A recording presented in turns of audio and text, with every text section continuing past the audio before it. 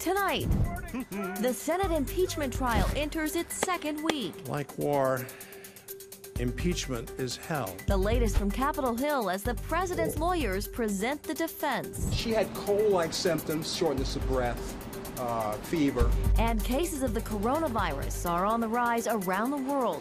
How the illness is causing Wall Street to worry. Plus, he was the mayor of LA to me. And so, you know, like a lot of people are saying, today's the day that part of LA died. As fans mourn the death of Kobe Bryant, we'll look back at the life of one of basketball's biggest stars. All this and more tonight on Faith Nation.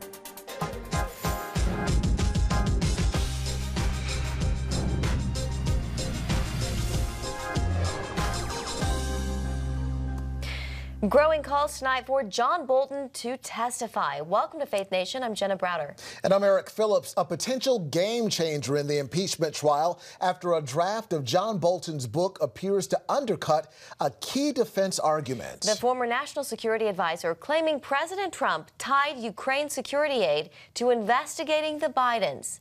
CBN White House correspondent Ben Kennedy joins us from Capitol Hill, where the president's defense team held its second day of opening statements. Ben? Well, Jenna, Eric, President Trump's legal team said the commander-in-chief was acting under his constitution and legal authority, adding that asking a foreign leader to get to the bottom of corruption is, quite frankly, not breaking the law. I want to keep coming back to facts. Facts that are really undisputed. The president, in his conversation, was clear on a number of points, but so was President Zelensky. I mentioned that at the close of my arguments earlier, that it was President Zelensky that said, no pressure. I didn't feel any pressure. But contradicting to Sekulo's opening argument, which you just heard today, the New York Times reported they received an unpublished transcript from former National Security Advisor John Bolton's upcoming book. And in it, Bolton writes President Trump told him in August of last year that he wanted to continue withholding military aid to Ukraine until they launched investigations into the Bidens. Not true, said Trump as he fielded questions outside the Oval Office earlier today. I haven't seen a manuscript, but I can tell you nothing was ever said to John Bolton, but I have not seen a manuscript. I guess he's writing a book. I have not seen it. Now, Senate Minority Leader Chuck Schumer called this revelation a White House cover-up, pointing to his counterpart across the aisle for the need to hear from Bolton in this trial. This is stunning. It goes right to the heart of the charges against the president. Ambassador Bolton essentially confirms the president committed the offenses charged in the first article of impeachment. It boils down to one thing. We have a witness with firsthand evidence of the president's actions for which he is on trial. We've heard Bolton say that he would, in fact, testify if subpoenaed by the Senate. And now even some Republican senators have come out saying, let him speak. I've said for some time that I hope to be able to hear from John Bolton. I think with the story that came out yesterday, it's increasingly apparent that it would be important to hear from John Bolton. I, of course, will make a final decision on witnesses after we've heard from not only the prosecution but also the defense. But I think at this stage it's pretty fair to say that John Bolton has a relevant testimony to provide to those of us who are sitting in impartial justice. So you've just heard from two senators on each side, and with support growing from both sides, it appears likely we could hear from witnesses. That key question is set to be decided later this week. Jenna, Eric. All right, Ben Kennedy at the White House, on Capitol Hill. Thank you very much. And here now for more, Caitlin Conant, political director at CBS News. Caitlin, good to have you. Hi, thanks for having me. So, big week. We're all talk of impeachment. Caitlin, how do you think the defense is doing so far? Well, I think that right now it's a million-dollar question on whether or not the new Bolton news is going to make some Republican senators demand witnesses. And Congresswoman Elise Stefanik actually sat down with Norah O'Donnell at the CBS Evening News this morning, and she said, it's interesting because when you hear about witnesses, sometimes it's 50% of Americans say they want to hear from the witnesses, but that doesn't just include people like Bolton, it includes people like Hunter Biden and sometimes the whistleblower as well. So I think you've got challenges on the Republican side and also on the Democratic side. Absolutely. Well, many people thought that today the defense would open by addressing John Bolton's accusations. They never really did, though. What are your thoughts on that? You know, I think they're sticking to their message, and Sekulow did say something to the effect of, we're not going to get into hypotheticals at the beginning, and I thought that might have been a little bit away. A veiled reference to it? Exactly. But I think right now that the White House doesn't think this changes anything. They are standing by that there were no political implications. I mean, while the Democrats are saying for the first time we've got someone who says he was in the room and that the president told him directly that he wanted to withhold funding until they were investigating his opponent, Joe Biden. So you've got two different sides, and we'll see which one may or may not have a change in the strategy here for the impeachment trial. Yeah, Senator Mitt Romney today said it's increasingly likely that Senate Republicans will now want to call witnesses. Caitlin, how likely do you think it is we'll see that happen? So they need 4, right? And you have Senator Collins from Maine and Senator Romney seem to be the two most vocal, and then it remains to be seen if they'll get more. What I've been watching is Biden actually on the campaign trail in Iowa, where it's so crazy because right now everyone thought the big story would be Iowa, but we're a week out and impeachment is a focus. And he's really leaning into this because he's saying, let's remember why President Trump is on trial for impeachment in the first place, and it's because he's afraid to run against me. So he's trying to make in the closing days this an argument about him versus Trump, whereas some of his competitors in the Senate are stuck there during the trial and not able to campaign on the road. Let's go back to Bolton for a moment. You know, how worried do you think the White House is about Bolton's testimony? And, you know, bearing in mind the president says this is all about him trying to, you know, flout his book. You know, this is all about his book deal, which, by the way, did hit Amazon's bestseller list. But how worried do you think the White House really is about his testimony? Well, I think the White House is taking this extremely seriously, and it would be someone who, by his account, was in the room, but they're also trying to make the case that this doesn't change things, that there was no quid pro quo, but they're obviously preparing for if he does testify and for what's in the book. Yeah, we'll see what's in the book. What would calling witnesses mean for the Democratic candidates, you know, who are on the campaign trail? Amy Klobuchar, Bernie Sanders, Elizabeth Warren. You know, are they secretly thinking, like, oh, please don't call witnesses? You know, they're itching their back out there. Right. What are they thinking? What does this mean for them? One of our campaign reporters, Zach Kudak, who's usually on the trail, but he has been on the Hill this week with Warren, and he asked her today, and she said if there's a real trial on caucus day, then she'll be there. But I think the million-dollar question is, what is a real trial? And what does that mean in their mind? So that's one thing I'm watching. How likely do you think this is that it'll be wrapped up by, you know, that deadline that Republicans would like to see, at least, the State of the Union coming up next Tuesday? You know, I hate predicting. I think we'll have a better sense at the end of the week. To our earlier point, it's how many people join Romney, and is he right that people are going to change their mind about witnesses? But certainly going to be a wild 7 days. Yeah, well, a lot to accomplish over those next 7 days if they are going to hit that deadline. Right. All right. Thank you, guys. With CBS News, thank you so much. Thanks for having me. Meanwhile, the State Department is urging Americans to reconsider traveling to China. The number of confirmed coronavirus cases rising tonight. Nearly 3,000 people are now sick. The virus has killed more than 80 people in China and spread to at least a dozen countries, including 5 confirmed cases here in the United States. In Chicago, a woman was diagnosed with coronavirus following a trip to the outbreak's epicenter in central China. We were expecting that eventually the virus would hit the United States, although we weren't expecting it to hit this quickly. We determined that there was a history that the patient had traveled through the Wuhan region of China. The patient was placed into isolation, and we called the local departments of health to take appropriate action. And the CDC is screening passengers at 5 U.S. airports for the virus. People in 22 states are being tested. And it is affecting the economy, too. Fears over the coronavirus caused big losses on Wall Street today. The Dow Jones Industrial Average pretty much erasing its gains for the year, ending the day down more than 450 points. The S&P 500 was down around 50 points at the close of business, and the NASDAQ also down All three indexes saw their worst day since October. Joel Griffith is a research fellow at the Heritage Foundation, and he joins us now with more on this. Now, Joel, China is one of the world's biggest economies. As the number of sick continues to rise, we saw the markets down today. Can we expect to see that continue? There's no doubt that this is having an impact, particularly in China, but it'll have limited consequences here in the United States. And that's for the very reason that even our exports to China, it's about $120 billion per year, but that's about 1% of our economy. So we may see some impact as many Chinese consumers are staying home. The entire province of Wuhan is under a quarantine, and that will impact those sectors to which our companies sell. Companies such as Nike, some of our entertainment companies such as IMAX, they market a lot to the Chinese consumer, and they might have some short-term earnings hit. But this is primarily going to be a hit to the Chinese economy, at least in a limited way.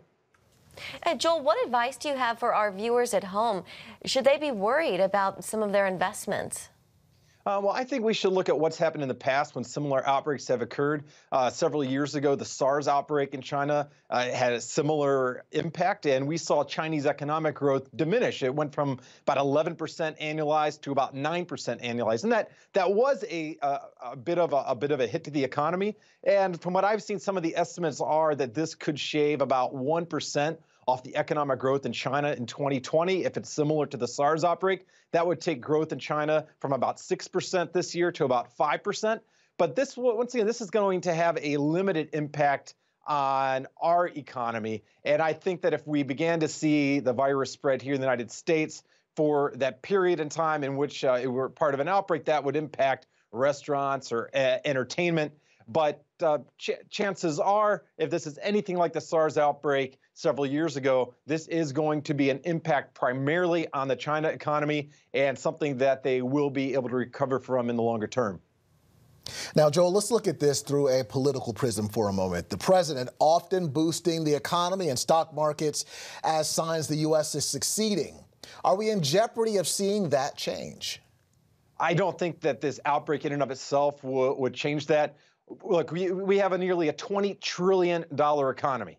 We have about $120 billion, about 1% of that economy that consists of exports to China. If you look at all of the jobs in this country that are centered around our trade with China, it's roughly about 900,000 jobs. That's about what our economy creates over 3 to 4 months.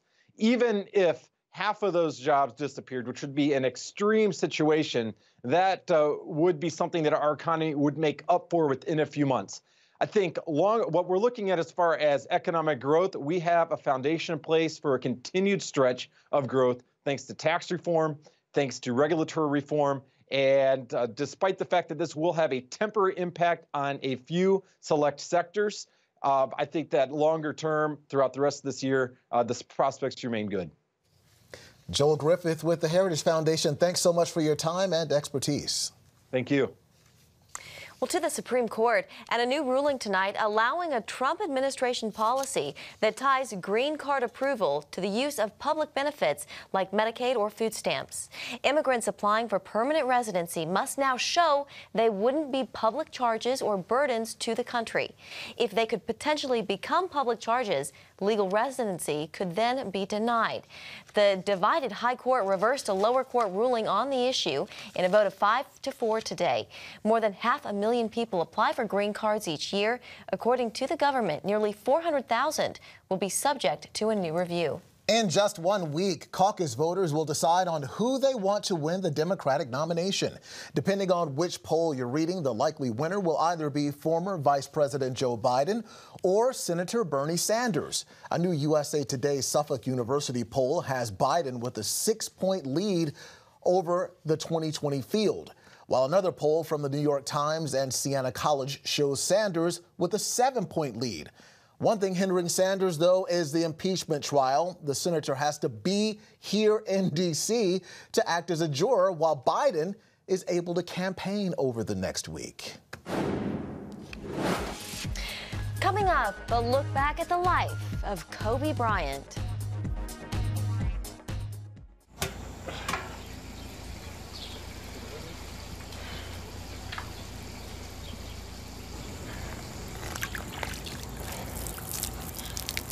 Life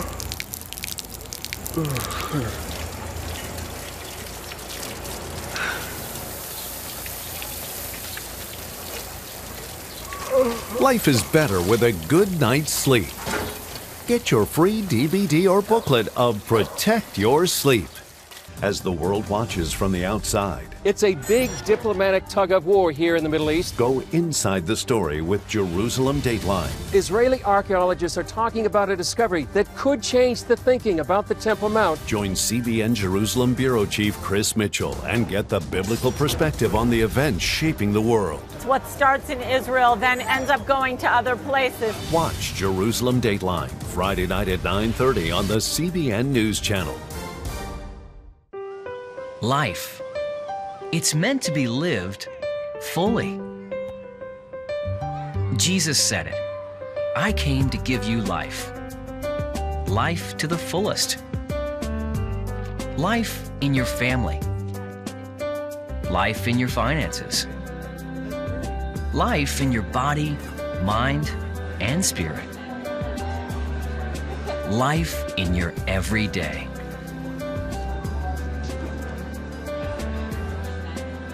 At CBN.com, we're taking what Jesus said seriously. We're here to help you discover life. Life. Live it fully. CBN.com.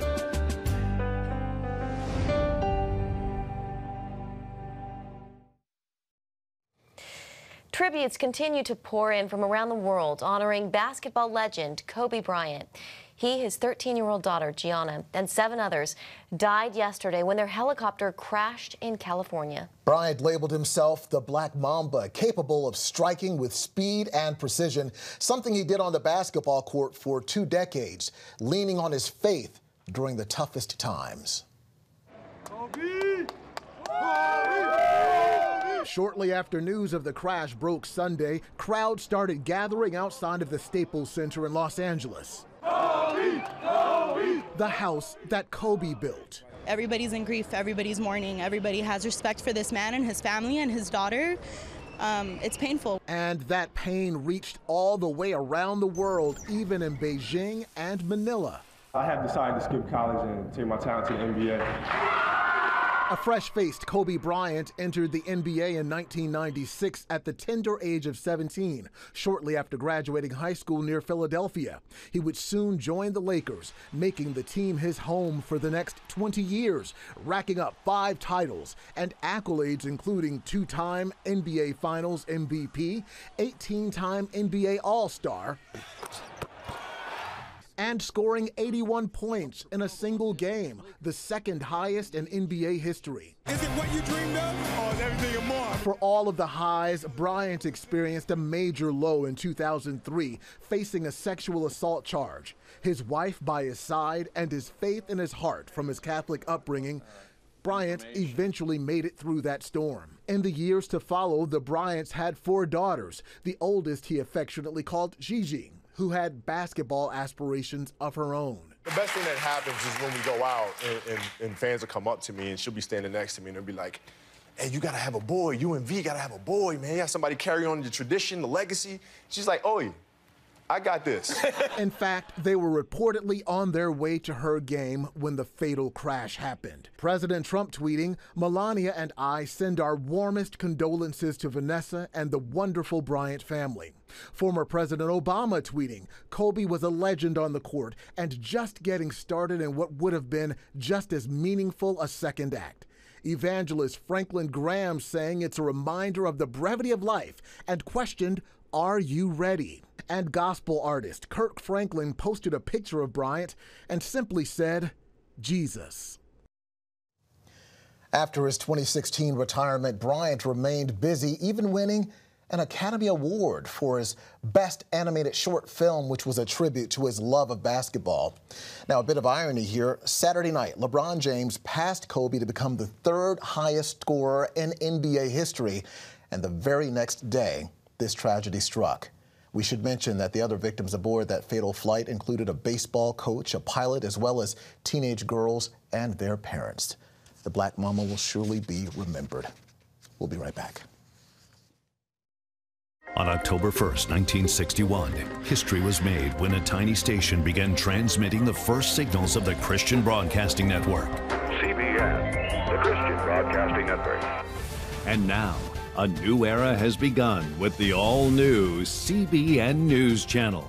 Just moments ago, the Iron Dome intercepted an incoming rocket right on the Gaza border. Administering in this area, spiritual warfare is definitely involved.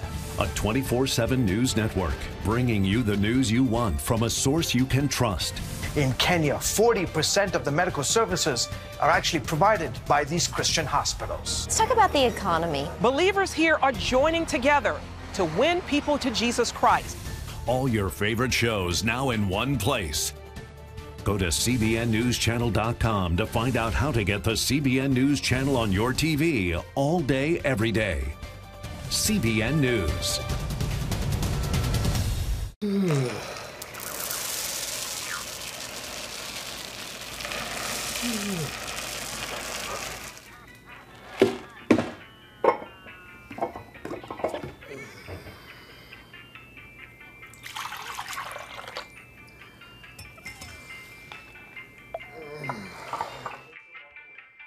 Life is better with a good night's sleep. Get your free DVD or booklet of Protect Your Sleep today. Life. It's meant to be lived fully. Jesus said it. I came to give you life. Life to the fullest. Life in your family. Life in your finances. Life in your body, mind, and spirit. Life in your everyday.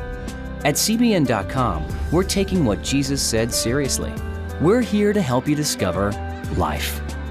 Life. Live it fully. CBN.com. Virginia's newly empowered Democratic majority is celebrating the anniversary of Roe v. Wade by reversing a number of restrictions placed on abortion by Republicans over the last decade.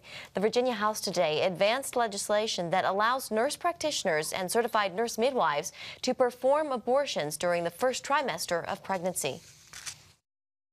This law does not appear to limit when someone other than a physician can perform any kind of abortion. These individuals are highly trained and qualified, and indeed, Madam Speaker, some of them have to practice under the authority of a physician for a period of time.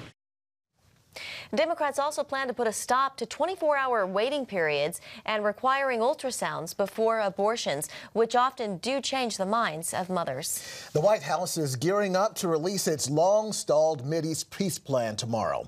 Ahead of that, Israeli Prime Minister Benjamin Netanyahu and Blue and White Party leader Benny Gantz met with President Trump today.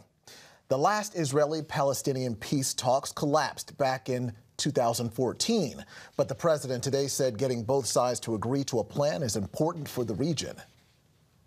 This is a plan that's very important to peace in the Middle East. No matter where I went, they say Israel and the Palestinians, they have to make peace before you can really have peace in the Middle East. So people have been working on this for many, many years, and I think we're relatively close, but we have to get other people to agree with it also. President Trump says he and Prime Minister Netanyahu will hold a press conference at noon tomorrow to lay out the details of the White House peace plan. Meanwhile, Israel's military has begun a major construction project on its northern border. As Chris Mitchell reports from Jerusalem, it is the latest effort by the IDF to protect Israelis from the Iranian-backed terror group Hezbollah in Lebanon. The Israeli Defense Forces brought in heavy equipment along the Lebanese frontier to begin construction of an underground defense system. The system will use sophisticated sensors and classified technology to detect Hezbollah cross-border tunnels and protect Israelis along the northern border. Last year, CBN News got a rare look inside one Hezbollah terror tunnel uncovered by the Israeli Defense Forces. It was built so hundreds of Hezbollah commandos could infiltrate northern Israel. IDF spokesman Jonathan Conricus told us then that this massive tunnel, a mile long and 22 stories deep, was nearly operational and posed an imminent danger. operational in the sense of Hezbollah actually having the ability to break out and then to run to the nearest Israeli community. There are two communities here nearby, less than 6 minutes running distance from where we are now. Tunnel warfare expert Daphne Richmond Barak said the value of this type of warfare is priceless for Hezbollah. Potential reward is a major one if only it succeeds, because it neutralizes the technological advantage of the Israeli army. But protecting against tunnels is not Israel's only defense. In 2017, it also built a barrier about 15 to 20 feet high along its border to protect against Hezbollah infiltrations. First of all, it gives us an observation point to see better. On the other hand, it gives us better protection. Today, if a person runs toward the barrier to cross it, he can't run easily. He needs to stop for a moment or two. That gives us enough time to react. Israel fought Hezbollah in the 2006 Second Lebanon War, and IDF leaders say the next war with Hezbollah is not a question of if, but when. With thousands of soldiers and as many as 150,000 rockets and missiles, Israel has many reasons behind its vigilance. Chris Mitchell, CBN News, Jerusalem. How some Holocaust survivors marked the anniversary of the liberation of Auschwitz. When we come back, you're watching Faith Nation.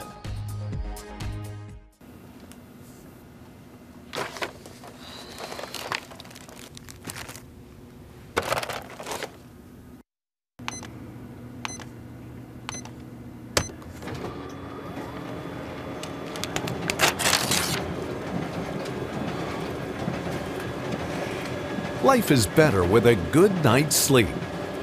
Get your free DVD or booklet of Protect Your Sleep today. I'm Ephraim Graham, and this is Studio 5. Cruise with me as I discover the good things happening in the world of music, sports, television, and movies. The fact that Ryan Coogler was going to be directing the film, I knew that something special was going to happen. We'll chat with artists at the forefront of entertainment and explore the connection between popular culture and faith. I asked my pastor, I said, well, does that mean I'm supposed to be a preacher? He says, well, no, you already have a pulpit. Watch Studio 5, Wednesday night at 9:30. Remember for a moment what it was like to be a child.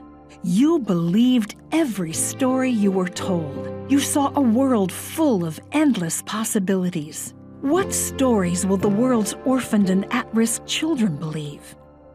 We believe the Bible tells the only story truly worth believing.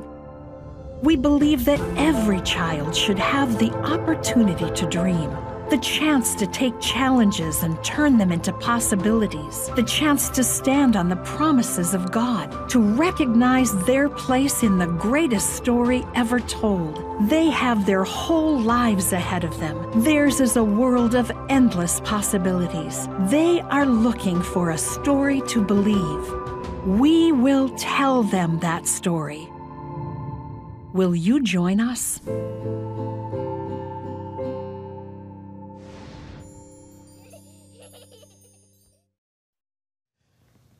And finally tonight, on this day, 75 years ago, Auschwitz concentration camp was liberated. And to mark the day, survivors of the camp were joined there by their families. They laid wreaths to remember the lives lost at the camp. About 200 survivors made the trip back to Auschwitz for the anniversary. A day that will be long remembered. We'll see you back here tomorrow night. Have a great evening.